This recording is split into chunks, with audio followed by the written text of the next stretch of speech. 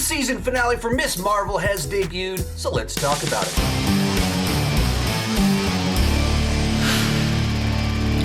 Hi, my name is Sean, and I love to talk about movies and TV way too much. With that in mind, go ahead and join me down below in the comment section. Share your thoughts on the season finale of Miss Marvel as well as the season as a whole. As this is a spoiler review, feel free to spoil away down below in the comments. No need for a spoiler warning.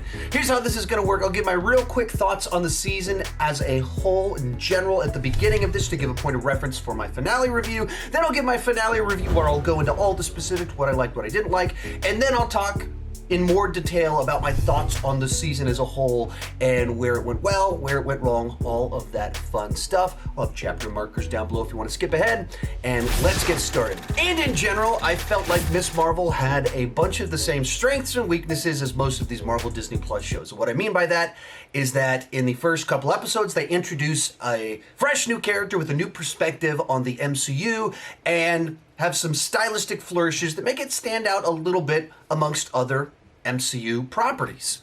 That's what a lot of these shows have done. They have a fresh character, fresh style to them, starts off good, and then somewhere in the middle, it just gets bogged down in subplots, and there's too much stuff in there, and there's too much exposition, and it just kind of loses some momentum, and then it rushes a finale.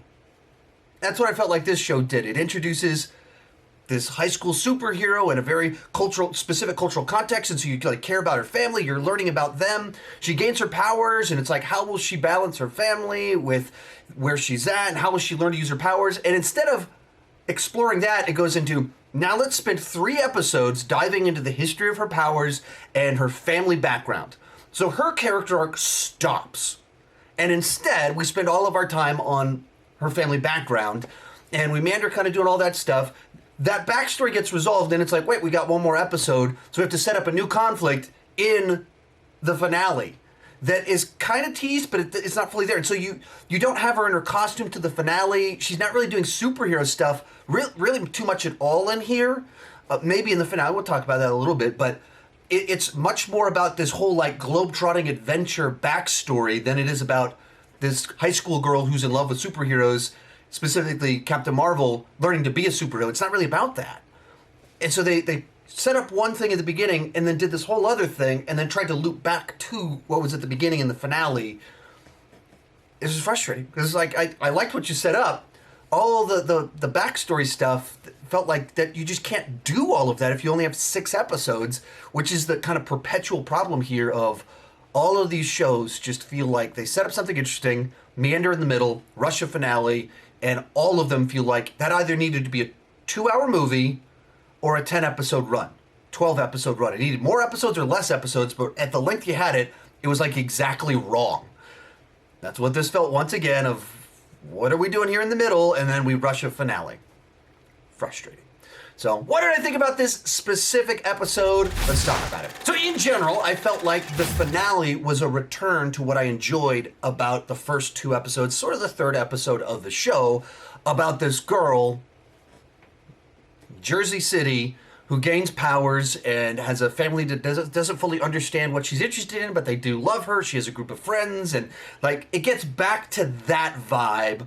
And back to that tension of her trying to be this local hero that was totally abandoned. Like they set up all this stuff about her turning into a local celebrity and local superhero, and people, who is she? Everyone's excited about that. And then it just abandons that for 2.5 episodes and does this whole other plot in a whole other part of the world. And so it just was like, what just happened? What did the show turn into?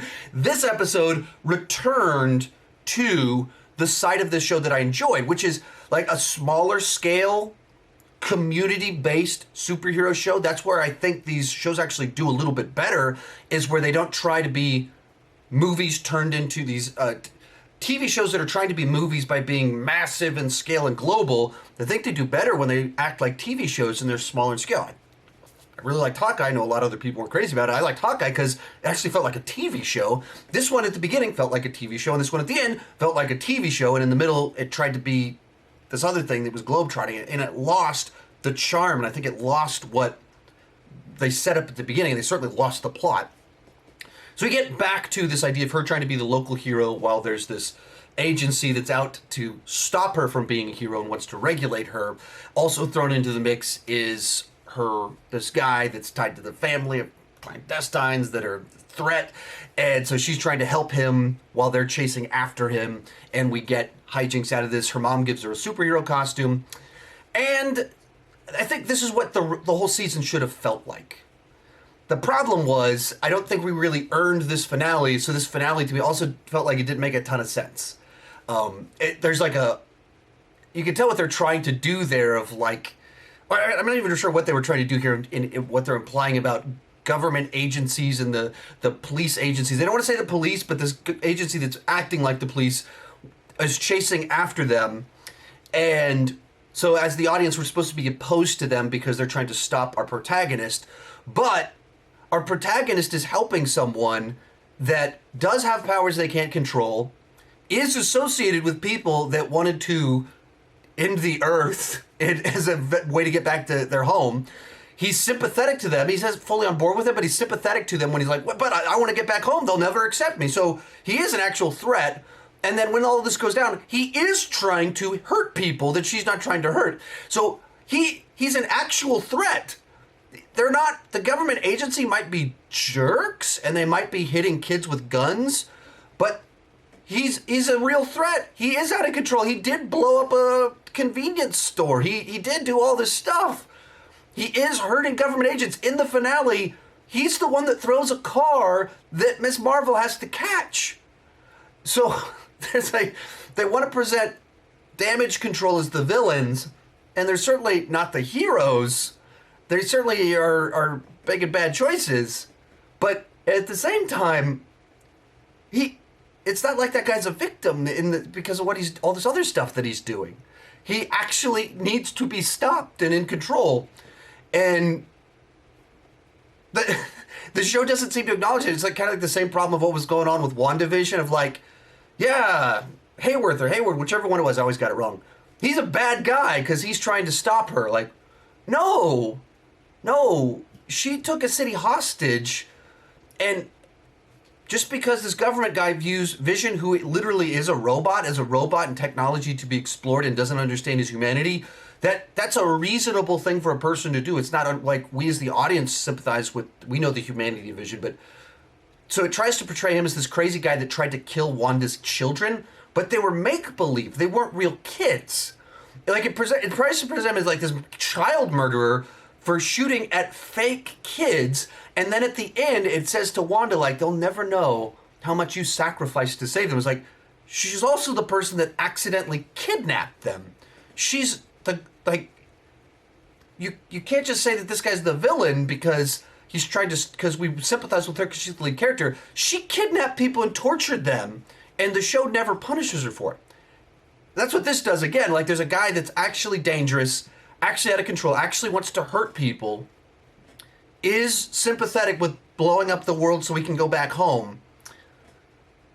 And that's the person our hero is trying to save. And even when regular civilians are in danger, it's because of that guy. It's not, and they're there. All the civilians are only there because of their shenanigans to try and help this guy. And so it's like this very misguided plot line that it's trying to build up this scene where like everyone flocks around her to like protect her. That of course you get the feels like the community embraces their hero. Okay, that's a good moment. That would have been a much better moment if you spent the last 2 episodes getting to that. Creating an earned conflict where damage control rightfully views her a threat there, but they don't have information, they misunderstand something, and so then you create a scenario where the city understands who she is and they don't. Like, you do something like that, but when you don't develop it and you rush the finale, you have a great little moment that you get the feels, but it doesn't feel earned. And it certainly doesn't really add up when you make it really, like in the finale, she is fighting the guy that she's trying to save. Which means damage control's not wrong. They just don't have the liberty of being his friend. They don't have superpowers, so they're trying to stop the dangerous guy in their own way. That's a problem in your narrative right there. So it's just frustrating. Like, did they not stop and think about, like, this guy's an actual threat? Like, you can't just use perspective, and you can't manipulate, like, the city is manipulated by this Instagrammer that like makes sympathy for these high school kids that are helping this person that's actually dangerous. So he uses sympathy for them, not sympathy for the guy that like, I mean, he blew up that building. His family did want to go back home and threaten the whole earth. He is kind of rage-filled and out of control a little bit. He can't control his powers. But, okay, flock over here to help us kids. Like, they left that part out. That's frustrating. It's frustrating because you watch it and you go, you can't just claim that a group is evil because they're mean. The guy was a real threat. The guy was actually dangerous. And so the plot didn't really add up to me. Like, the idea of it with like the shenanigans with them at a high school and like the stakes aren't. So it's not, Moon Knight where there's kaiju battling over Cairo and Great Pyramids. Like, it's not that. It's not CGI characters flying around punching each other. It's very small scale of they're trying to arrest someone and our character's trying to stop that from happening. That's a fun little plot. I enjoyed all of that. Them having shenanigans in the school with the elephant toothpaste and all that. I'm all on board with that. Even I give them using TikTok for what they're trying to do to try and change the vibe of the city. I'm all like, I think that's all the right idea.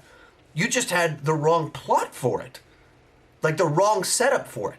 You can't have them chasing someone that is actually dangerous and then be able to fully get on board with all the fun stuff that you're doing. And that's kind of what they did. They tried to have it both ways of like, yeah, he's their friend and he's misunderstood. It starts that way. And then it pretty quickly turns into like, wait, he's trying to hurt people. Wait, he did blow something up. Wait, he is trying to hurt these people. Wait, he's okay with what his mom did. Wait, Miss Marvel's fighting him. This doesn't add up. This was high schoolers defending a dangerous person.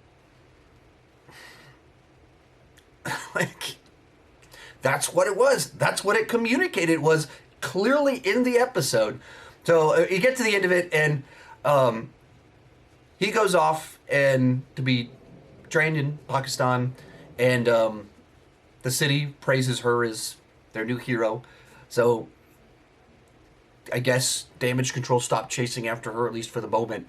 And like I said, there's things in this that I think could have been a lot of fun, but they just didn't have enough time. They didn't be able to do the hard work to set up a proper finale. So it's just, she's backing down. Damage control's after them. Now we're back to high school.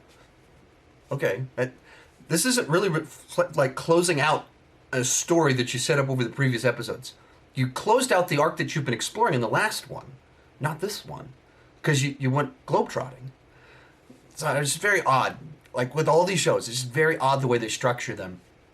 And so then what's the final reveals we get in here? So family, I don't know, celebrates her or whatever. Settles back into life. I don't remember what it was. We skip forward to 2 weeks later, and then they do the big reveal. Her friend, who is apparently a geneticist, looks at her blood and says, "There's mutations." And then the theme from X-Men, the animated series, goes, real subtly in the score. I was like, they did that, didn't they? They said mutation, they played that music, right? Rewound it, yeah, they did, and it got on the internet, and there's a bunch of articles. They used the theme from X-Men 97, which X-Men 97 is the name of a show that hasn't come out yet. They used the theme from a show that came out 30 years ago when I was a child. It's not X-Men 97. Inverse, yeah, it's the theme from X-Men, the animated series. So anyway, they use the little theme in there just a little bit, and they have that little bit before they close out that she's a mutant.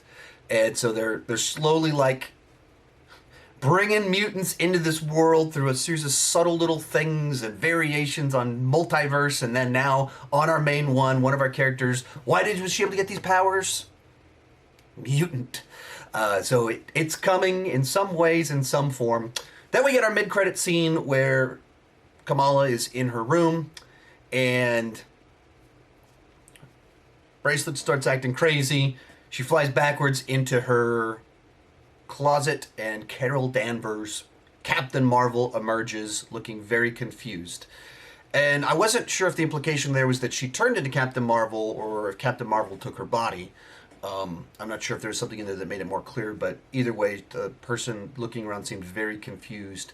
Saw all the pictures of Captain Marvel, so that seemed to imply that it was Captain Marvel, confused as to why she's in a room of a Captain Marvel fan girl. But Yeah, I don't know. I wasn't quite sure what that one was implying. And as your bridge to the Marvels next year, the sequel to Captain Marvel, that struck me as a bit of an odd bridge. But I don't know what that means. I don't know what that's implying. I don't know where that's going. But, I suppose I didn't have any idea how they were going to bridge our three Marvels together anyway. So, anyway, we got that. I was waiting for her. I was thinking, my thought, that I knew you just had to, you got to bring Captain Marvel at some point in time. If Kamala's going to show up in Captain Marvel 2, you're going to have Captain Marvel show up, Brie Larson show up on your show. I was thinking it was going to be at the school. They actually even the way that it played out when the episode was running, I even thought it was happening. So they have this moment where Damage Control's like, we're gonna go get Miss Marvel, and then all the people charge in. Even the police officers are like, no, we're not. You guys are crazy. You guys are shooting at kids. Nah, something's wrong here. And then you have this moment where the Damage Control just pushes through them towards the center, and then you see a bright light shine over the crowd. I thought that was going to be Captain Marvel, lowers down in front of her and hey, I've been watching what she's up to and get away from her. She's the hero. I thought they were going to do that. They didn't. They obviously didn't do that. So we just got the little cameo at the end, but you kind of knew she was coming. They had to do it at some point in time. It would be weird if they didn't have some tease, some tie in there in some way when you have a show that's so based around someone that is obsessed with Captain Marvel. She's going to be in Captain Marvel, and then you never see Captain Marvel. So all you get is this very short little post-credit little bit where Brie Larson showed up on set for 2 hours and to put her costume on and then just walked out of a closet and she was done for the show. But they did get it, and I'm not even sure what they were implying there. But so with the final episode, I mean, I think it's one of the better episodes. There's a lot that I enjoyed in there, but it also once again was shined a bright light on what didn't work about this series, which was they couldn't figure out how they're going to handle their villain situation, and they just meandered on this whole other plot line that didn't set up the finale. So then you get to the finale and you have to force a conflict, which makes you go, wait a minute, this guy actually is dangerous. What are we doing here? So I don't know why it is that they can't figure out how to do these shows, but once again, the structure, the meandering, too much in there, not enough in there. Another show that isn't as good as it should have been. But speaking of not as good as it should have been, what are my full kind of thoughts on the season as a whole? And to dive into specifics, what I dug about the first couple episodes, and I talked about this in my review, is that you get this highly stylized show that has all this visual onomatopoeia with this high schooler, and every time someone's texting, it's up on the screen. It's visualizing her thoughts as she's thinking about stuff. And it was just super high energy, super fun with the way that it brought it to life. And it's very much this coming of age story about this girl whose parents don't understand her, but they clearly love her, and they're trying to reach out. They're trying to make the gestures to connect with her, but they just don't, they're not on the same page as her. Their background, their history has made her reluctant to certain things, and she's raised in a very American context with a Pakistani family, and there's cultural blending there.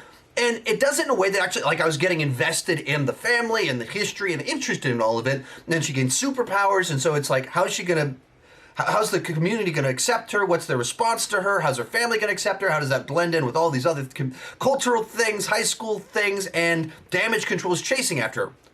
Cool. All right. Yeah, it's smaller scale. It's a little bit kind of like if you did Spider-Man Homecoming, but as a TV show. I'm all on board with that. There's certain similar themes, but very different setup, very different family, very different everything else besides the basic subgenre. I'm on board with it. Let's spend some time exploring how is she going to become a hero? How's she going to get better at this?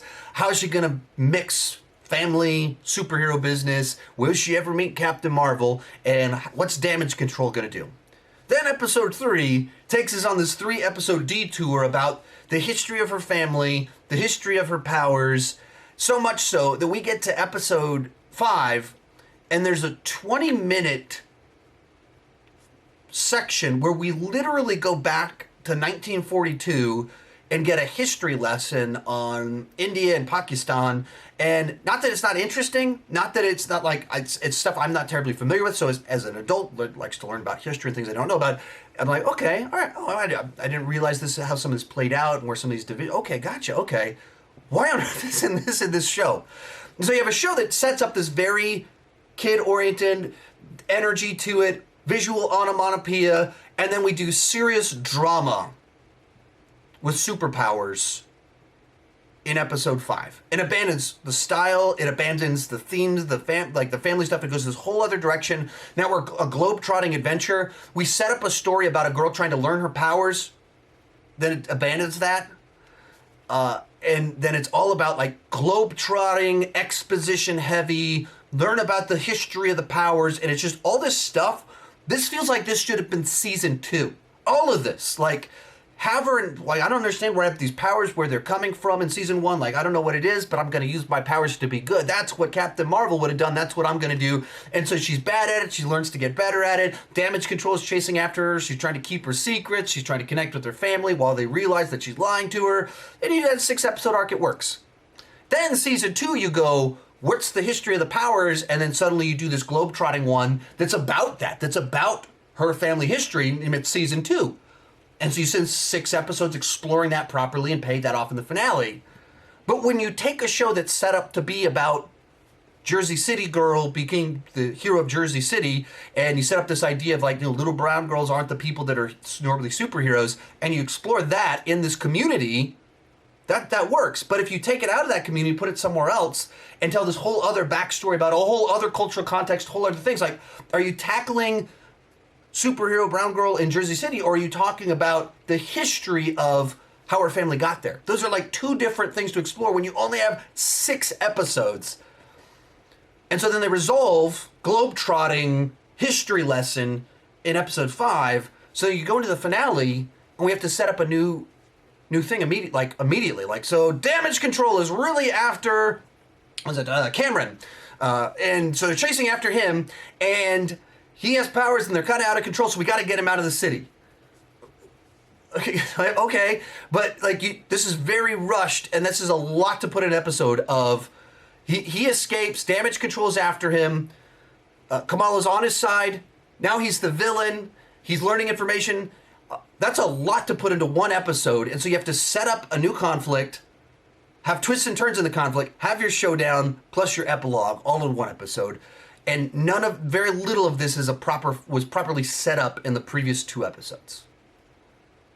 And I just don't get it. It feels like all of these Marvel Disney Plus shows need to be 2 hours, or they need to be 10 hours. But this 4-hour thing, it's not working. They're trying to do too much, so they're doing too little with everything, and it's just frustrating. And they really need to rework their model for how they're doing these TV shows, because it's the wrong amount. And they keep meandering in the middle and doing too much. So very frustrating, because there's a lot of stuff in here that I really enjoyed. I think even if you just took episodes 1, 2, and 6 is season 1, the stuff in the middle is season 2, we got a great show. But they did 2 great seasons. They didn't do that, so I'm frustrated. Let me know what you thought down below, and keep talking movies too much.